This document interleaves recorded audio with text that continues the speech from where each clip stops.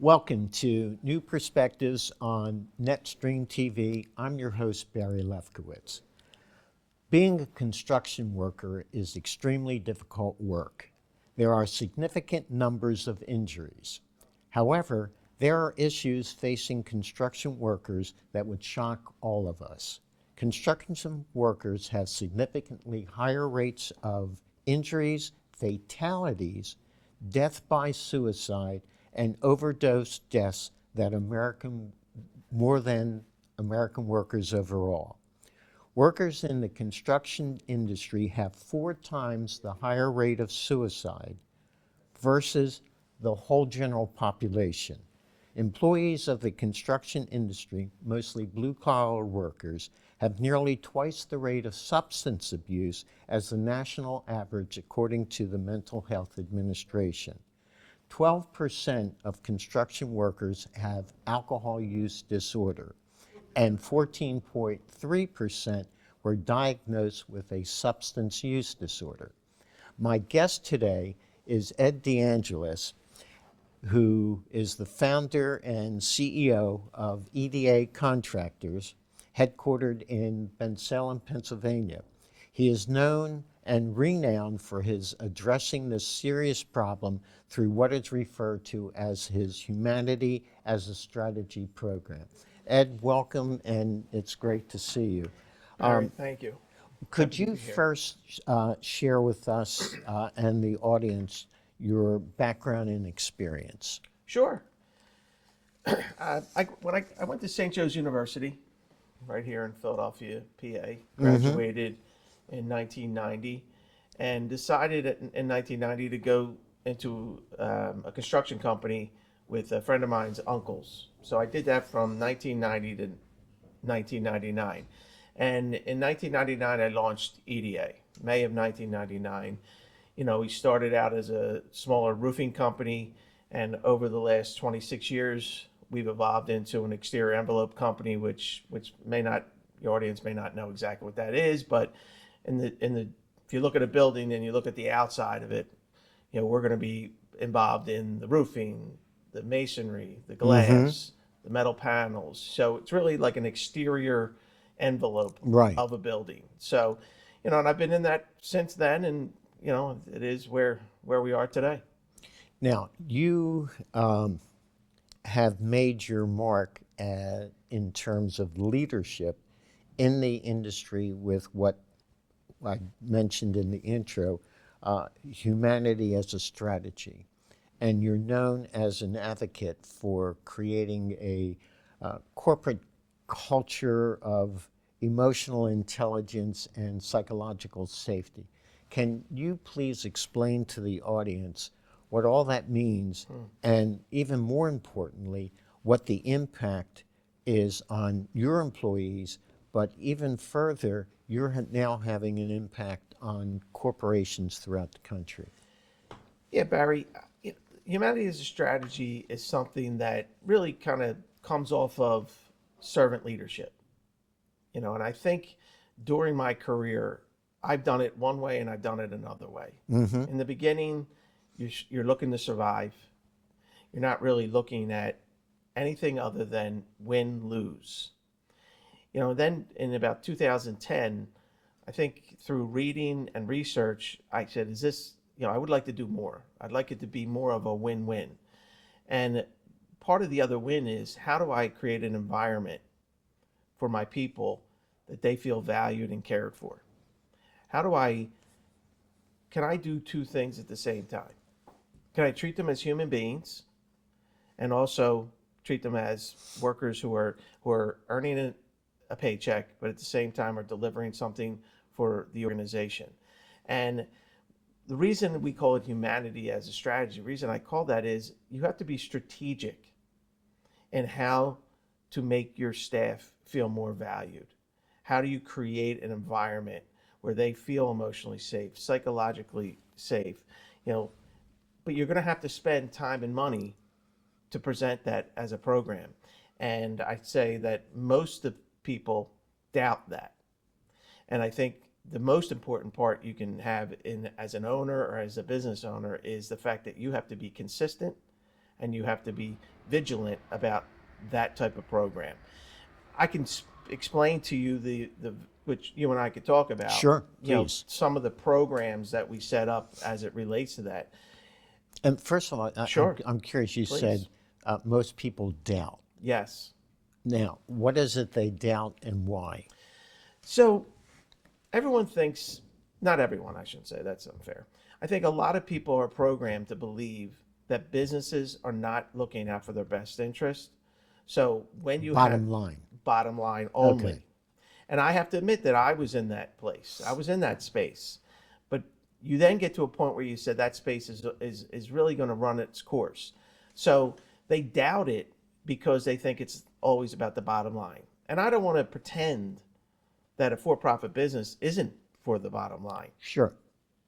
but I can do both. And we all can do both.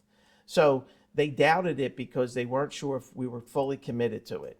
And I think it took years of being committed to it to finally convince most people that this is what we really believe in. We believe that we can be a for-profit business that makes money, but at the same time, we can really take the time and effort to look at the needs of every human being who works for us and see if there's more we can do. And I believe the reason I call it a strategy is because I have seen that you have much better workers. You get much better results when your individuals who work for you feel more connected to you as people than just as a business. First of all, how many workers do you have at EDA? So we have probably about 425 right now. So, you know, I think it's Obviously not small potatoes. no, not at all. And predominantly we have a unionized workforce of construction workers. Okay. So it's also a group that tends to be not as trusting. And I don't mean that in any way negative, just more of there was that mindset that this company is just using me as a tool. So there was this doubt, there was this built-in mistrust that we had to break. And over the past, 15 years of doing it this way, I think we've done an excellent job of really getting a lot of the individuals to come forward and feel more valued so they can bring more to the table. The key thing is, how did you accomplish that? And also, I'm curious, there's always a certain tension between unions and the company. So how did you address both these? So I think we had a strategy, I should say, of recognizing that our union partnerships are truly that, partnerships. So one of the first things you do is you let them know that you're real. And you deal with those groups of unions and say, I know there may be companies out there that do it differently, and I'm okay with that, but we do it in a different way. We're still on that journey, but I think you get to your partners, which is your union affiliations, and Right. you really tell them, I have an interest in your people also. Let's make them our people. Let's do what's good for all of us. Hold them accountable. We have an agreement that has been agreed upon. Let's honor that agreement. Right. But at the same time, let's do more. Let's do more for them. If you can create that type of partnership and then let your people feel and see it, they're going to test you. And when they test you, you have to be able to pass the test. And that doesn't mean you let them do whatever they want. You just test them on the humanity of being a person that cares about them, not just me, the staff. We're never going to get to perfection. But the whole journey of trying to make it better every year, I can tell you sitting here today from 2010 to 2025 that it's only grown exponentially stronger. Okay, but can you give us some of the strategies that Sure. you used in order to be able to gain that confidence? And do you have workers who actually will help play a role in helping establish that? And how did you get the unions to feel like they were partnering with you? So we have a couple programs. So we have a program called EDA Cares, which is our charitable program. And the reason it's an important program is anybody can bring a charity to us, but you have to be part of it. So we've had unionized workers. For example, one of our charities, Heroic Gardens, which is for veterans. That was brought to us by an individual who worked for us, who was a veteran, who said, "I would like to be part of this, and can you be part of that with me?" So that's one of the best ways for you to connect with someone, is to hear what they want. And then what happens is that becomes like a flywheel. You have one person, then you get three people, then it adds on. So that charity is a great way for them to show everyone that we're interested in them also. The other thing that charity does, which is very important, all of our construction workers have this amazing ability, which is with their hands. Right. So we are able to offer many, many opportunities for them they do it on their own time, to come and support charities and feel good.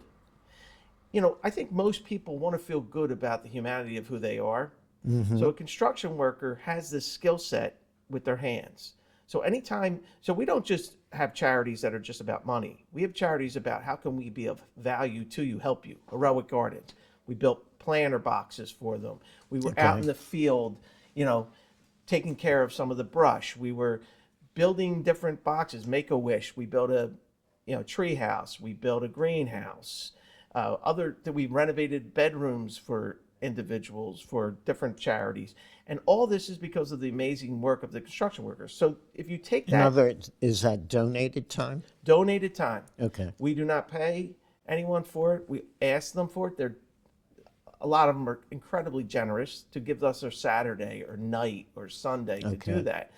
So that is one of the first ways that you can really kind of connect to them and know that you're really, make them part of it. Sure. Make them be part of it. And then we have what's called an EDA fund committee, which is anybody can join, and it's to create events that are fun, that we can go out and be together. I think the more you include people in what you do, I'm not the leader of them. Those committees are created, and then they're run by our employees. And we'll get to one of the more important ones as it relates to substance abuse and mental health, and even how that came to be, and so I would like to say that I didn't create a lot of these things. All I did was give the canvas for the workforce to be able to give me some ideas, and then what do we need, and then we go from there. So, in other words, in the structure, the workers themselves then provide the impetus for moving forward on projects? Absolutely. All of our charities are run by individuals. We as a company support those charities through our own profits. So we give a certain amount of money, and then we spread it out based on the amount of charities. But the impetus of those charities are, all you have to do is come in and say, I have a charity, and let's hear what it is. And then you have to be the one who drives it, because most of the time these are passion projects for people who, the veteran wants something for a veteran. Make-A-Wish which was mine, was because I was fortunate enough to have healthy children, and I said, you know what, I'd love to be able to give back and see if I could help others who weren't as fortunate as I was. So yeah, that is what really makes those programs, have an energy about them that I think really lets them keep driving forward. And I think that's where you create emotional intelligence, psychological safety, when you can work with them in a way, instead of a classroom, which we do that also, you have to do both. You have to be committed to it from an intellectual standpoint. You have to be committed to it from a monetary standpoint. And then you have to be committed to it that it's about us. It's not about, me. Now, what do you mean by psychological safety? So psychological safety, which is an important part of EDA, is the ability for people to feel like they can speak their mind and question. Oh, okay. And question. So psychologically, they're not sure about something. It's a lofty goal to get everyone to feel psychologically safe, because they all come from different personal backgrounds. So their psychological safety may be damaged based on their upbringing or their socioeconomic conditions that they're in. But when we can give them that, that understanding that you can be safe here, not physically just safe, psychologically safe, where if you feel something's not right, we would like to give you that opportunity to speak your mind without some sort of punishment if you disagree with what. If someone says, I'm not sure if I agree with this charity, okay, so tell me what. That's how psychologically safety works. So tell me why you're not. Let's talk. Let's create a dialogue. And I think that is some of the things with the unions we've been able to do. Is there was a perception that it's the unions against the businesses, and the reality of it is we have to recognize that our success is together. We're only going to be successful if we do it together. So we can do two things. And that doesn't mean there's not going to be businesses that don't fulfill their end of the bargain. And that doesn't mean that there's not union members or union people that sometimes don't. But let's not put them all in the bad bucket. Let's put them in the good bucket and see the ones that may not be handling things the right way. Now, at the top of the show when I was doing the introduction, I was citing some statistics which are shocking. Frightening.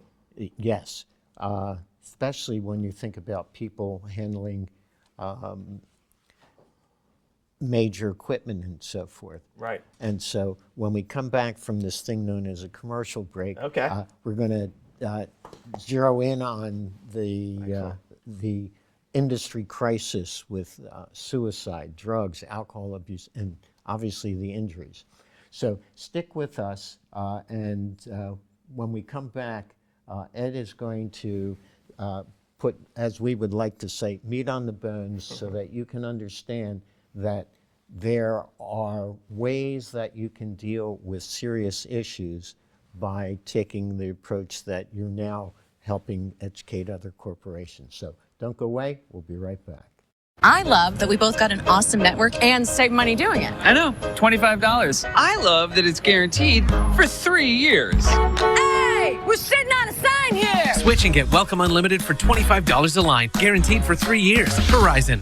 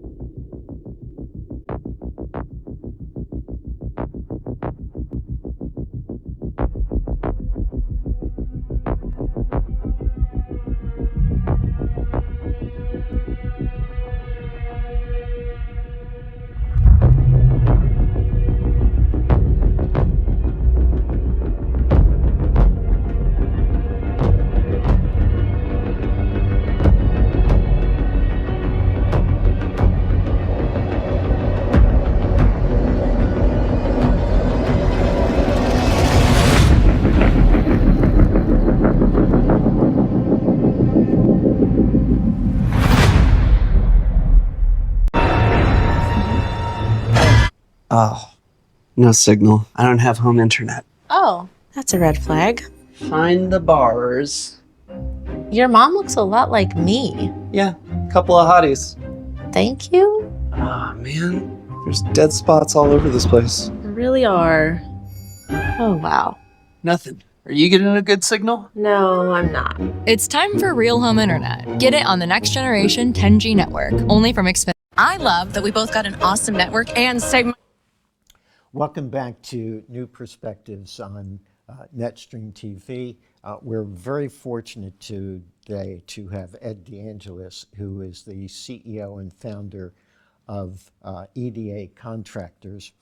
And we've been talking about the fact that you have created a whole new type of approach with your workers.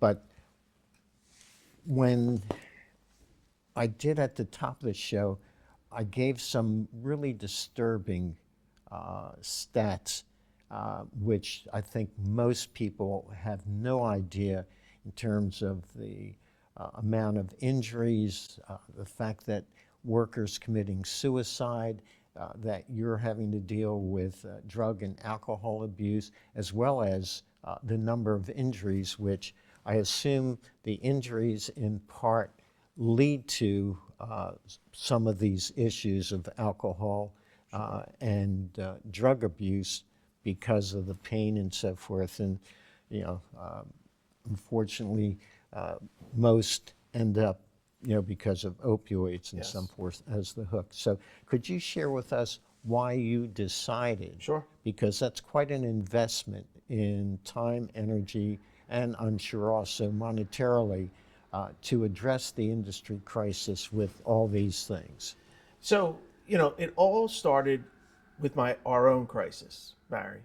So we were on a project, we were performing work on a project, and I was fortunate enough to have someone discreetly say, would you, and this is part of the psychological safety that we spoke about earlier, someone felt comfortable enough to say, would you mind meeting me? I'd like to talk to you. So, subsequently I met with the individual and they told me that there was a lot of drug abuse being done on the project. People were using drugs, people were not in the right spot. So fortunately I had that opportunity. I go down to the project, I sit discreetly to see what's going on, and people are going from their car back to their, back to the job site. Make a long story short, I then had a EDA, we have a town hall where I expressed to the whole organization what's going on within the company, and I mentioned this. And I think that's another thing that's important. As all business, Wait a minute. You have a town hall as a company? Yes, we have a town hall. Could you explain Sure. that?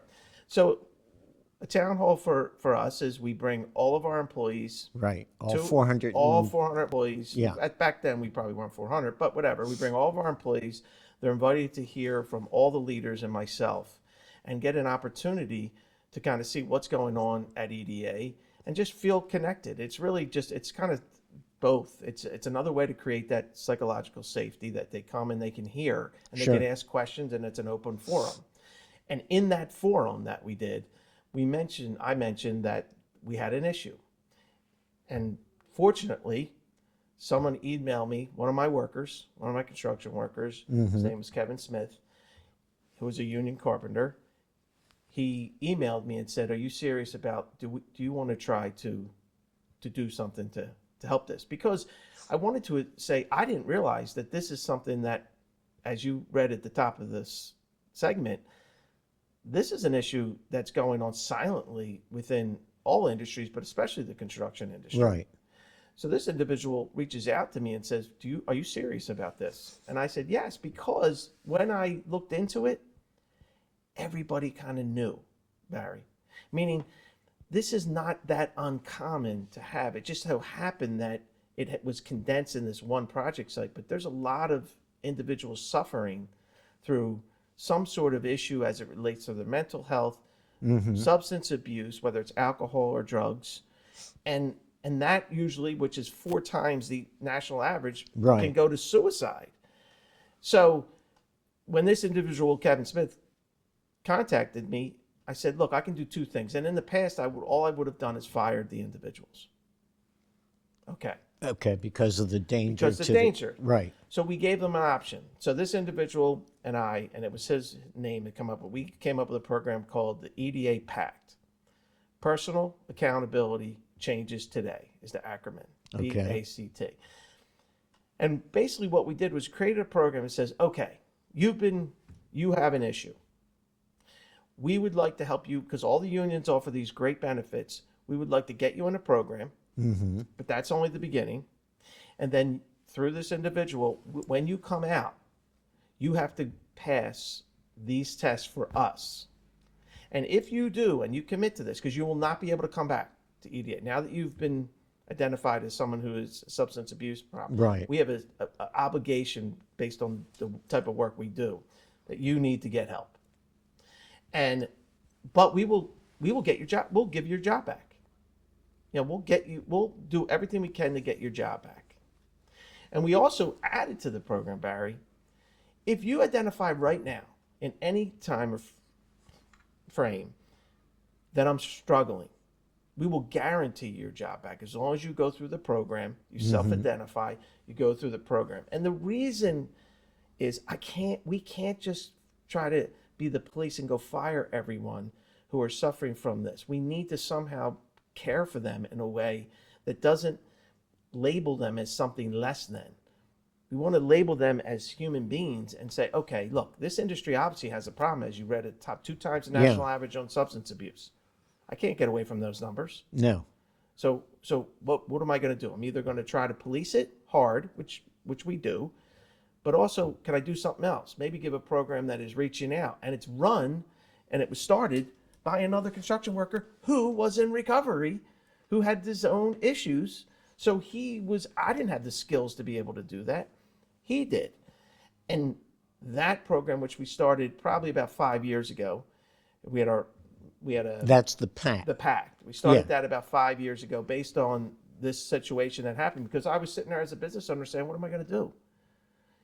I could just fire everyone, which we did, most of them, because they didn't want to get help. But there was one person, it took him a year to get back with us. He's been with us now 5 years. I think he's 6 years clean. So that's about the program. So the program really was just started sometimes organically, but I would sit here and tell you that part of why I come on and speak with people like yourself is I'd like other businesses. This isn't a zero-sum game here.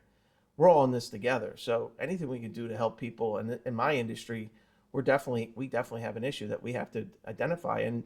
And parts of why we are in that, we are in construction business, a highly physical industry. Right. There's a chance that you're going to get a tweaked back, a tweaked shoulder, something may happen. And the medical field, unfortunately, is quick to get to giving you pain medicines like an opioid. Right. And many of the individuals that we have had who have been through that, that's where they start off. There's a socioeconomic standpoint that, depending on what the community they're from, there could be other issues within like any of us Americans, that are out there. We all may have something in our family that may create that. It just so happens that construction, because of the physical nature of it and danger of it, creates also another mental stress inside. And that itself may require you to get some relief. And I think I've seen it in my own family, and I think we all could speak to that. So there's another reason why those type of things have happened. So it's something that you either address it or you ignore it. And I think addressing it head on is the way EDA likes to handle things. Which makes you unique. I can't believe it, but apparently we've run out of time. If you could kindly look into the camera to your far left and tell people and companies how they can contact you so that you can share what you have learned over these this is your 26th year, as to how they can contact you and share these strategies that help deal with human beings. Sure. You can always go to my LinkedIn page, EDA Contractors or Ed DeAngelis. Go to our website, edacontractors.com. We have a tremendous amount of materials out there for anyone who needs any guidance on it. I'm happy to give any advice or anything that I've learned through my period of going through this growth opportunity. So please reach out. We'd really like to help. Ed, it's truly a pleasure. Thank you very much, Barry. Appreciate it. And to my audience, as always, I thank you so very, very much for allowing me into your homes. Please stay safe, and we will see you next time. Take care.